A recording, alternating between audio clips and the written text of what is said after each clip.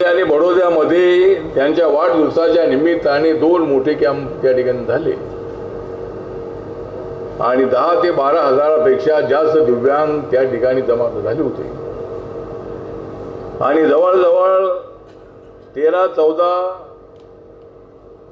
मुद्द्यावर डोकाट झालेला आहे। त्या ठिकाणी व्हीलचेअर आहे, कानाची मशीन आहे,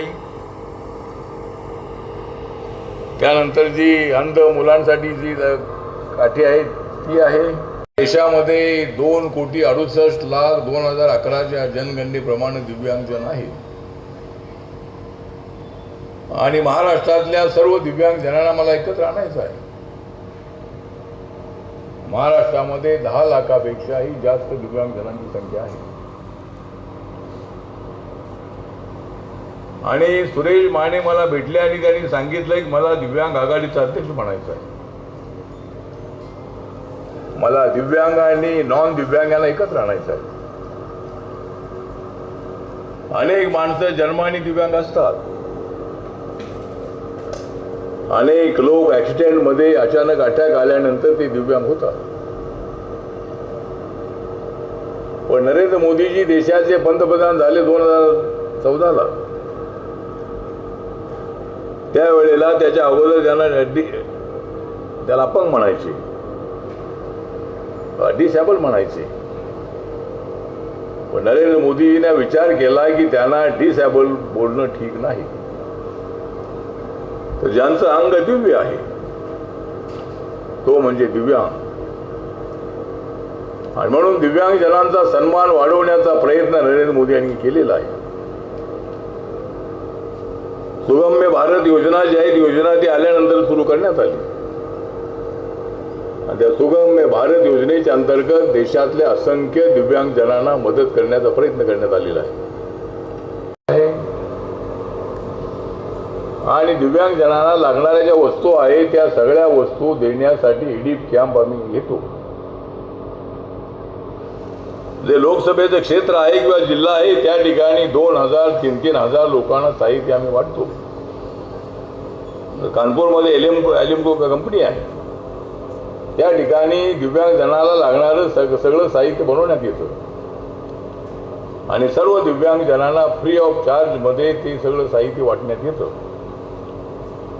CSR फंडाच्या माध्यमातून सुद्धा ट्रिसायकल आहे, त्यानंतर आपली व्हीलचेअर आहे, बॅटरीची व्हीलचेअर आहे।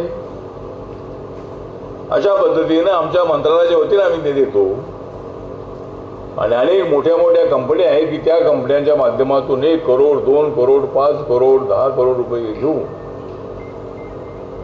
शेकडो दिव्यांग जनांना अनेक प्रकारचं साहित्य वाटण्यात येतं।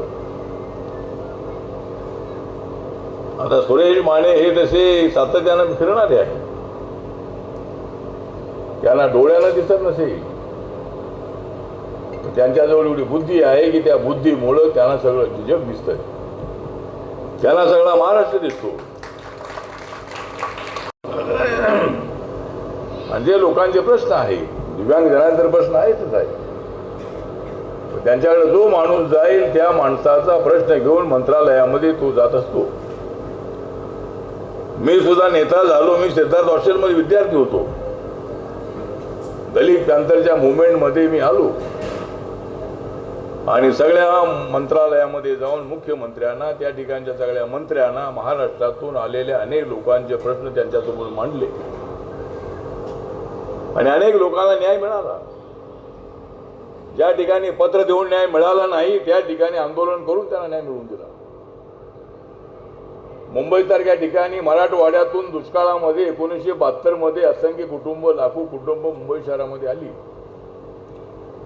आणि गावामध्ये पोट भरत नाही, गावामध्ये रोजगार मिळत नाही, गावामध्ये कधी जास्त पाऊस येतो आणि पिकांचं नुकसान होतं, अनेक वेळेला पाऊस येत नाही त्यामुळे पिकं वाळून जातात आणि त्यामुळे त्या ठिकाणच्या शेतमजुरांना काम मिळत नाही, शेतकऱ्याचं मोठं नुकसान होतं आणि मग 1972 मधल्या दुष्काळामध्ये असंख्य लोक उपाशी तापाशी राहू लागले आणि त्याने मुंबई सारख्या ठिकाणी धाव घेतली, संभाजीनगरकडे औरंगाबादला ते आले आणि लाखो कुटुंब मुंबई शहरामध्ये मराठवाड्यातले आहे.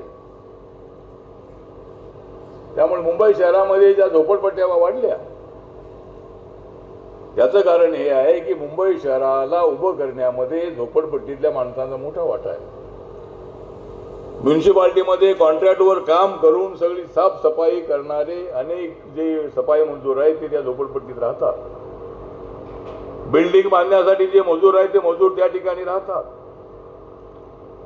बड्या बड्या ऑफिसरच्या बड्या लोकांच्या घरामध्ये काम करण्यासाठी गडी किंवा जी आपली महिला असते ती महिला त्या ठिकाणी जाऊन काम करते आणि ती झोपडपट्टीत राहते. अनेक